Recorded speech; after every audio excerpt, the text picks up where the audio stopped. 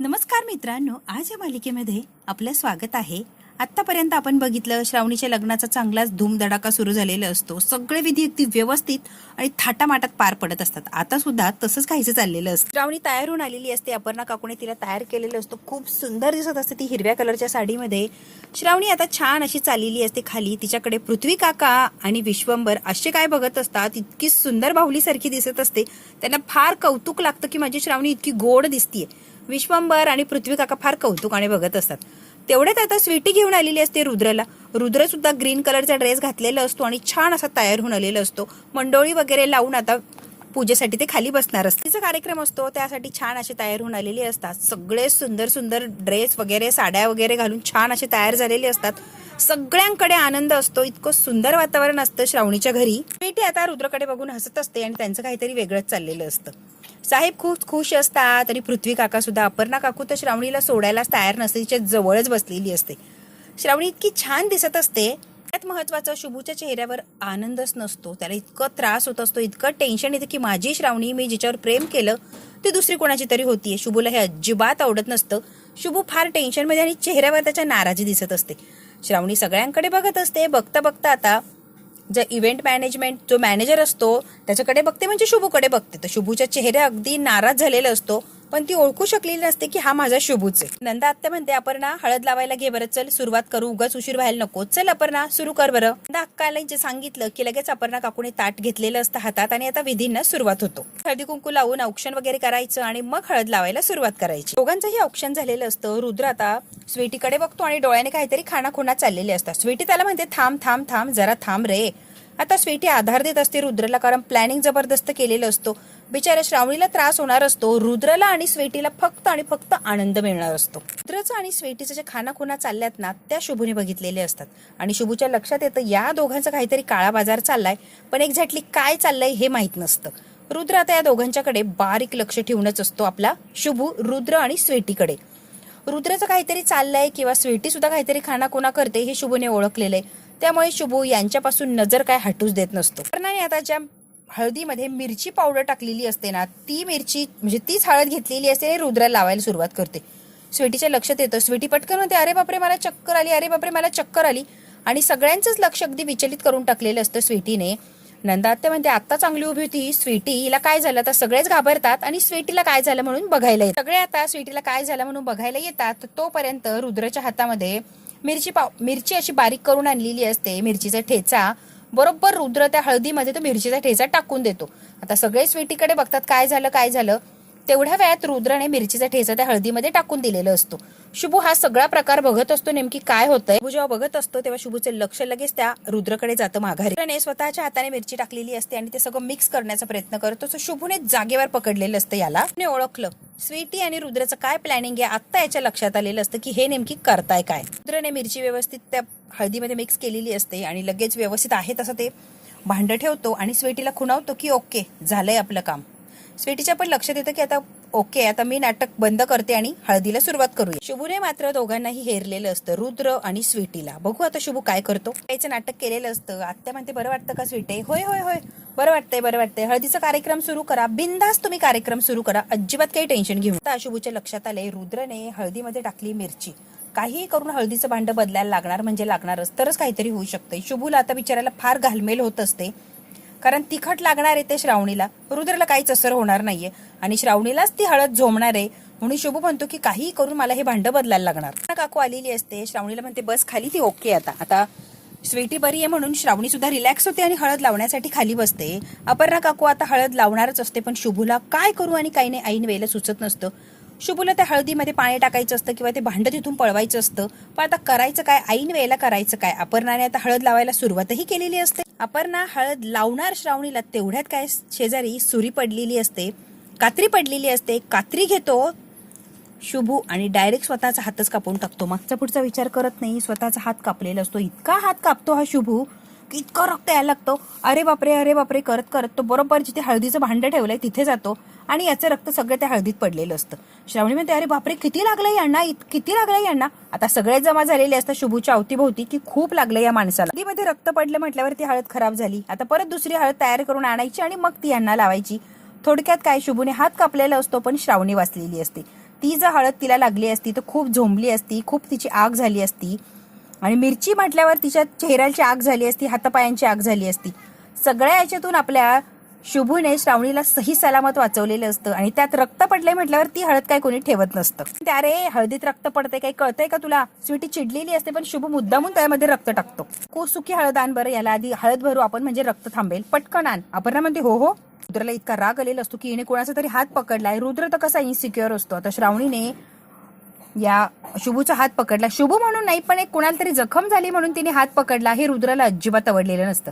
श्रावणी बिचारी इतकी तक करत असते, कसं लागलं आणि एवढं लागलंय, काय करत होता तुम्ही? ती फार काळजी करत असते. श्रावणी आता शुभूला हळद लावायला लागलेली असते जखमेवर. शुभूने पटकन हात माघारी घेतलेला असतो. श्रावणी म्हणते असं काय करताय? रक्त थांबेन, हळद लावली तर लावू द्या की. शुभूचा हात जबरदस्तीने पकडते आणि हळद भरतेच. ऐका तुम्ही जरा. त्याला अजिबात आवडलेलं नसतं आणि श्रावणीला त्याहूनही नाही चिडचिड करायला लागलेले असतात. काय करावं आणि काही नाही यांना काही सुचत नसतं. ती आता रागाने बघत असते या श्रावणीकडे आणि रुद्र सुद्धा या श्रावणीला काय करू आणि काही नाही, दोघांनाही सुचत नाही, कशालाही नाही. याचा हात पकडला आणि हळद वगैरे लावतीये. श्रावणीला जो हात कापलेला असतो मॅनेजरचा इतकं लागलेलं असतं, तिला अजिबात ते आवडत नाही. बिचाराला किती त्रास होतोय. त्यामुळे आता श्रावणीची तगमग होत असते. शुभूच्या हाताला हळद वगैरे भरते आणि म्हणते बघा लगेच रक्त थांबेल आणि जखमही फार वाढणार नाही, लगेच थांबून जाणार. आता तुम्ही काळजी करू नका आणि स्वतःची काळजी घ्या. तो मात्र श्रावणीकडे बघत असतो, डोळ्यात पाणी आलेलं असं. किती काळजी करते ही परक्या माणसाची सुद्धा. श्रावणीची आणि शुभूची एक नजर झालेली असते. शुभू पटकन नजर फिरवतो आणि दुसरीकडे बघायला लागतो. श्रावणीला थोडी शंका यायला लागलेली असते पण कन्फर्म असं काहीच नसतं. शुभू आता पटकन हात काढून घेतो स्वतःचा आणि लांब झालेला असतो आणि श्रावणीला कुठेतरी शंका आलेली आहे. रुद्र मात्र या दोघांच्याकडे फार रागाने बघत असतो. आता रुद्र रागाने तर बघतच असतो. पृथ्वी काका शुभूला जरा साईडला घेतो. लगेच आता विश्वंभर म्हणतात, अहो मॅनेजर साहेब जरा लक्ष देऊन काम करा की माझ्या पोरीच्या लग्नामध्ये काहीच विघ्न नकोय. पुढच्या वेळेला अशी अजिबात काही हलगर्जीपणा करायचा नाही, काळजीपूर्वकच काम करायचं नाही, असे छोटे मोठे विघ्न आणायचे नाही. शुभू आता त्याला मान डोलावतो आणि नाही असं म्हणतो. हे म्हणतात हळदीमध्ये रक्त सांडले, अपर्णा दुसरी हळद घेऊन ये बरं. हो आहे की एक्स्ट्रा हळद, तू श्रावणी खाली बस, मी हळद घेऊन येते. आता अपर्णा काकू हळद आणण्यासाठी गेलेली असते. बरोबर शुभूने रुद्र आणि स्वीटीचा प्लॅन उधळून लावलेला असतो. आता मात्र शुभूने पटकन ते पहिलं हळदीचं भांडं उचललेलं असतं. अपर्णा काकूने दुसरी हळद तिथे आणून ठेवलेली असते. शुभूने त्याच्या श्रावणीला वाचवलं. स्वीटी आणि रुद्र मात्र तोंडावर पडलेले असतात. अपर्णाने आता हळद लावलेली असते श्रावणीला आणि रुद्रला. आता आलेली असते नंदा त्या हळद लावण्यासाठी. फार आनंदाचं वातावरण तयार झालेलं असतं. आता विश्वंभर साहेब स्वतः गेलेले असतात लाडक्या लेकीला आणि जावायला हळद लावण्यासाठी. पृथ्वी काका, स्वीटी, जेवढे मंडळी तिथे प्रत्येकाने हळद लावलेली असते. हळदीचा कार्यक्रम खूप छान असा सुरू झालेला असतो. सगळे आनंद लुटत असतात. छान अशी हळद लावलेली जात असते. श्रावणीही खुश असते, रुद्रही खुश असतो. फक्त बिचारा शुभूला फार वाईट वाटत असतं की माझी श्रावणी कायमची दुसऱ्याची व्हायला चाललीये आणि ते ही रुद्रसारख्या माणसाची होतीये हे त्याला अजिबात सहन झालेलं नसतं. आणि आता ती जी हळद असते फक्त बोटांनी अशी लावलेली असते. इतकं झोंबायला लागतं त्याच्या बोटांना, इतका त्रास होतो कारण मिरची तेवढी तिखट टाकलेली असते त्यामुळे हळद इतकी तिखट झालेली असते. शुभूच्या डोळ्यात टचकन पाणी आलेलं असतं. ही हळद माझ्या श्रावणीला लागणार होती. शुभूला इतकं कस्तरी वाटायला लागलेलं असतं. तर मी जे काय केलंय ते बरोबर केलंय. या रुद्रने आणि स्वीटीने मिळून माझ्या श्रावणीची वाट लावायला लागले होते पण मी काय माझ्या श्रावणीची वाट लागू दिली नाही. इतका त्रास झाला असता माझ्या श्रावणीला, बिचारी थोडक्यात वाचली. स्वीटी आता रुद्रला हळद लावत असते आणि खानाखुना चाललेल्याच असतात. लावून झालेली असते रुद्रला. स्वीटी हळद लावते आणि दोघं एकमेकांकडे इतके रागाने बघतात आणि नाराज झालेले असतात कारण त्यांचा जो प्लॅन असतो त्याचा पचका झालेला असतो. आणि आता प्लॅनचा पचका झाला म्हटल्यावर सेकंड प्लॅन काहीतरी करायला लागणार ना. रुद्र स्वीटीकडे बघतो आणि स्वीटी रुद्रकडे बघते. अजून काहीतरी डोकं लावू आणि यातून परत काहीतरी मार्ग काढू. श्रावणीला त्रास द्यायचा म्हणजे द्यायचा, अगदी कोणत्याही परिस्थितीत. या दोघांनी ठरवले आणि हे आता त्रास देणारच. रुद्रकडे बघत असतो आणि म्हणतो हा श्रावणीची असं काय वागायला लागलाय, नेमकी याच्या मनात तरी काय चाललंय. श्रावणी एवढी चांगली आहे, तिला त्रास द्यायला, तिला टॉर्चर करायला याला काहीच वाटत नाहीये का. म्हणतो मारुती राया आज जे रुद्राने केले त्याच्यावरून एक गोष्ट क्लिअर होती की रुद्र श्रावणीवर प्रेम करत नाही. तिला त्रास देण्यासाठी, टॉर्चर करायसाठी आज जे काही वागलाय त्याच्यावरून तर सिद्ध झालंच आहे. म्हणतो मारुती राया रुद्र आणि श्रावणीचं लग्न झाल्यावर हा रुद्र श्रावणीची काय हालत करेल. इतकी गरीब श्रावणी आहे, तिचा या सगळ्याचा तो फायदा घेणार म्हणजे घेणार आणि तिला टॉर्चर करणार. मारुती राया सगळं व्यवस्थित कर रे. श्रावणी आता गुपचूप या शुभूकडे बघत असते. तिला शंकाच आलेली असते या शुभूकडे बघता बघता. ती बघतच असते सारखी सारखी. मात्र हळदीचा कार्यक्रम वगैरे सगळं झालेलं असतं. श्रावणी त्याच्याकडे बघतच असते आणि अचानक त्याला वेळ बघते, कोणी नाहीये जवळ. त्याला ओढत ओढत आणलेलं असतं. का आला इकडे शुभू, तू का आलाय. तिने बरोबर ओळखला याला. आता ती चिडलेली असते आणि शुभूला प्रश्न विचारत असते. माहिती तू शुभू, मी ओळखलाय तुला, तू इथे आलाच का. हे असं वेषांतर करून तू इथे येण्याची गरज काय होती. ठरलंय ना भेटायचं नाही, यायचं नाही, मग तू का आलाय? ती चिडलेली असते आणि खूप काही बोलत असते. तरी तू वेश बदलला तरी तुला ओळखणार म्हणजे ओळखणार, पण तू आलाच का त्याचं उत्तर मला हवंय आत्ताच्या आत्ता. ठरलंय ना एकमेकांच्या आयुष्यात ढवळाढवळ करायची नाही, मग तू आलाच का? शुभ म्हणतो श्रावणी ऐकून घे, मी का आलोय. ढवळ करायला आलोच नाही, नाईलाज झालाय माझा, म्हणून मी इथे आलो. नाही तर मला पण हाऊस नाहीये तुझ्या कार्यक्रमात येऊन लुडबुड करायची. कंपनीत मी कामाला लागलो, त्यांनी मला इथे मॅनेजमेंट बघायला सगळीकडे इथे पाठवलंय. तुम्ही मला ओळखून चिडू नये माझ्यावर म्हणून मी ओळख लपवली, बाकी तुला त्रास देण्यासाठी मी इथे नाहीच चाललोय. कंपनीने पाठवलंय म्हणून मी आलोय. म्हणून मी आलो असं तुम्हाला कुणी स्वीकारलं नसतं, तमाशा सुरू झाला असता. म्हणून मी असा वेश बदलला आणि आलो. तुला त्रास द्यायला आलोच नाहीये, प्लीज विश्वास ठेव श्रावणी. इथे आलोय ना ते बरं झालं, इथं आलो, मला आत्ता वाटायला लागलंय. म्हणजे काय म्हणायचंय तुला? मी जे काय सांगतोय ना श्रावणी, नीट लक्ष देऊन ऐका, एकदम बारीक लक्ष देऊन ऐकतो मी काय सांगतोय तुला. आता काय सांगायचं आणि काय सांगायचं उरलंय रे. रुद्र बरोबर लग्न करू नको, तो दिसतो तसा नाहीये, फार विचित्र माणूस आहे. श्रावणी म्हणते वाटलंच होतं, तू पचका करायला आला आणि पचका करणारच. मी कुणाशी लग्न करायचं चांगलं वाईट हे माझं मी ठरवेल, तुला माझ्याशी काही देणं घेणं नाहीये आणि तू या लफड्यात पडूच नको. आत्ताच्या आत्ता इथे निघून जायचं आणि मला परत तोंड दाखवायचं नाही म्हणजे नाही. श्रावणी मी काय सांगतोय रुद्राबद्दल ऐकून तरी घे, आता तू माझं ऐकायचंय. आता इथून निघून जायचं, परत मला तोंड दाखवायचं नाही म्हणजे नाही. आता शुभू रुद्राबद्दल खूप काही सांगायला जात असतो, पण ती एकही शब्द ऐकत नसते, त्यामुळे रुद्राबद्दल तिला काहीच कळत नाही. बाबाने मुलगी म्हणून पहिल्यांदाच माझा स्वीकार केला, एवढं प्रेम करायला लागले, सगळे लाड करताय माझे. तुझ्या बरोबरचं बोलताना बघितलं तर वाटोळ होऊन जाईल आणि मला जवळ तर कोणी करणार नाही, त्यामुळे तू आत्ताच्या आत्ता इथून निघून जा. शुभू म्हणतो मी जाणारच आहे, पण मी काय सांगतोय ना ते ऐका आधी. तुझ्या शुभूवर विश्वास आहे की नाही ते माहित नाही, पण रुद्रबद्दल जे काही सांगतोय ते ऐकायलाच लागणार आहे. आता श्रावणी नाही म्हणत असते मला ऐकायचं, पण शुभू म्हणतो मी तुला सांगणार म्हणजे सांगणार रुद्र कसा आहे. तुला जी हळद लावायची होती त्यामध्ये रुद्राने हिरवी मिरची कुस्करून टाकली होती, तुला ती मिरची झोंबावी म्हणून. तू माफी मागितली ना, त्याचा राग होता, त्याला खुन्नच काढायची होती म्हणून हिरवी मिरची तुझ्या हळदीत टाकली आणि तुला झोंबावी म्हणून त्याने ती हिरवी मिरची मुद्दाम त्या हळदीत मिक्स करून तुला लावायचीच होती. ती तुला लावायला लागू नये म्हणून मी हे नाटक केलं आणि ती हळदीची वाटी पटकन उचलली. काय बोलतोय शुभू, तुला तरी कळतंय का? आणि मला कशावरच विश्वास नाहीये, त्यामुळे मी तुझ्यावर विश्वास ठेवणार नाही. तुला कसं सांगू, कसं पटवून देऊ? आता शुभूला कळालेलं असतं, ती मेहंदीवाली पळून गेलेली असते ना, ते सुद्धा शुभूला एका मिनिटात आठवलेलं असतं. मेहंदीवाली आठवती का तिला? तुला काहीतरी सांगायचं होतं बरोबर. रुद्रने तिला पकडली, मारली. रुद्र तिला ओळखत होता, माझ्या समोर ती खिडकीतून पळून गेली, कारण रुद्रला ती इतकी घाबरली आणि रुद्रहीने तिला खूप मारलं होतं.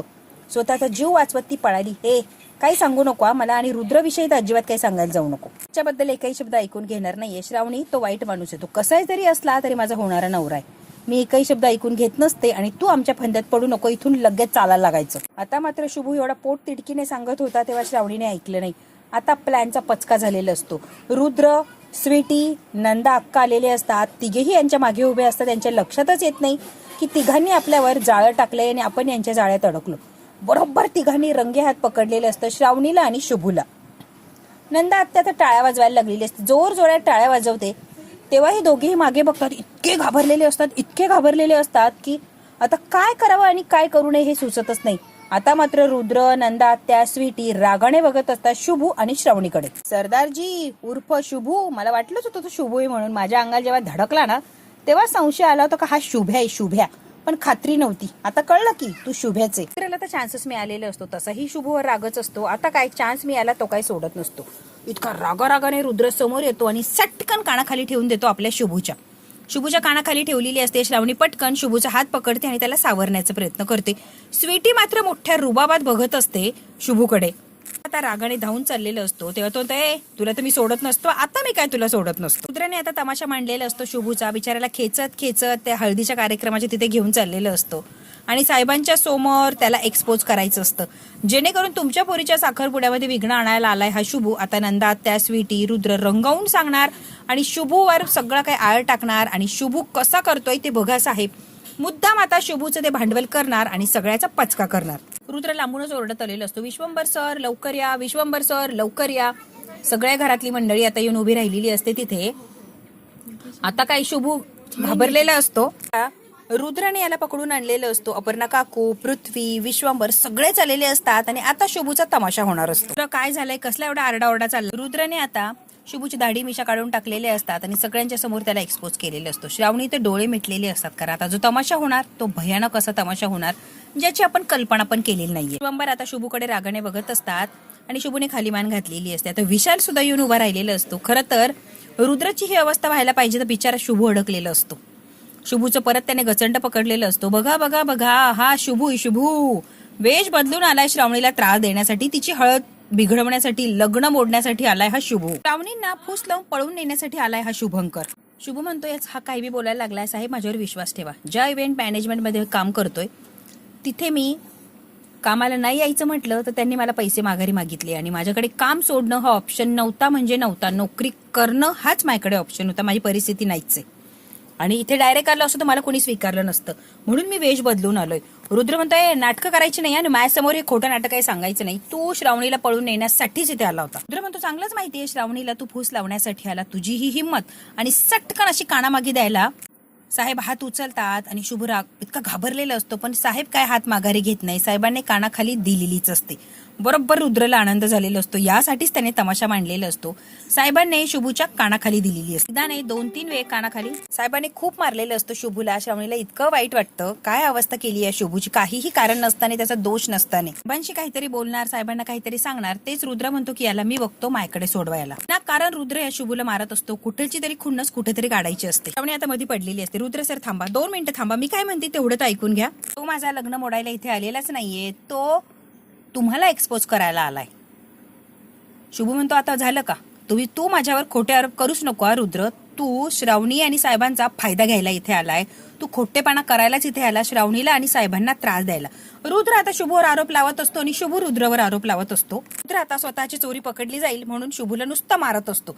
शुभू काय कमी नसतो, शुभू सुद्धा त्याच्या अंगावर धावून जातो. साहेब म्हणतात शुभू जरा थांब, त्यावरचा हात उचलशील तर आयुष्यातून उठशील. माझा जावई त्याच्यावर हात उचलायचा नाही. साहेब हा जो माणूस आहे ना, तुमचं आयुष्य उद्ध्वस्त करायला आला आणि श्रावणीचं अख्ख्या आयुष्याची वाट लावायला आलाय. खबरदार, तुझ्या तोंडून माझ्या पोरीचं नाव घेशील तर शुभू माझ्या पोरीचं नाव घ्यायचं नाही. साहेबांनी विचारलेलं असतं श्रावणी माझ्यावर विश्वास आहे की याच्यावर विश्वास आहे. श्रावणी आता शुभूकडे म्हणते, बघते आणि म्हणते मनातल्या मनात, मला माफ कर शुभू, सगळं काही खरं काय ते मला कळतंय, पण बाबांचं मन राखणं माझं कर्तव्य आहे, त्यामुळे बाबांच्या बाजूनेच मला बोलायचंय. फक्त माझ्या वडिलांचं प्रेम मिळवायचं आणि त्यासाठी मी काहीही करणार. बाबा मला तुमच्यावर विश्वास आहे, तुम्ही जे म्हणताय ते अगदी बरोबर आहे. रुद्र बरोबर लग्न करायचंय आणि शुभू ते कोणीही थांबवू शकणार नाही, ही गोष्ट लक्षात घे. मी रुद्रशीच लग्न करणार. कोणी म्हणते आत्ताच्या आत्ता चालतं व्हायचा. म्हणतो याचं काय करायचं मी बघतो की. आणि शुभूला ओढत ओढत घेऊन चाललेलं असतो. त्याच्या मागे विशाल सुद्धा जातो. शुभूला ओढत नेलेलं असतं. मला माफ कर, I am really sorry Shubhu, मी काहीच करू शकले नाही तुझ्या बाबतीत. श्रावणी आता मनातल्या मनात हे बोलत असते. तुला ओढत ओढत आणलेलं असतं, स्टोर रूम मध्ये टाकतो आणि त्याच्या जखमेवर पाय देऊन देऊन ती जखम अशी चिघळत असतो. इतका त्रास होतो शुभूला. ओरडत असतो, रडत असतो, तरी सुद्धा मुद्दाम त्याच्यावर पाय देऊन उभा राहिलेला असतो. रक्ताची अगदी अशी धार लागलेली असते, तरी सुद्धा त्याच्या हातावर जो पाय ठेवलाय तो काढत नसतो.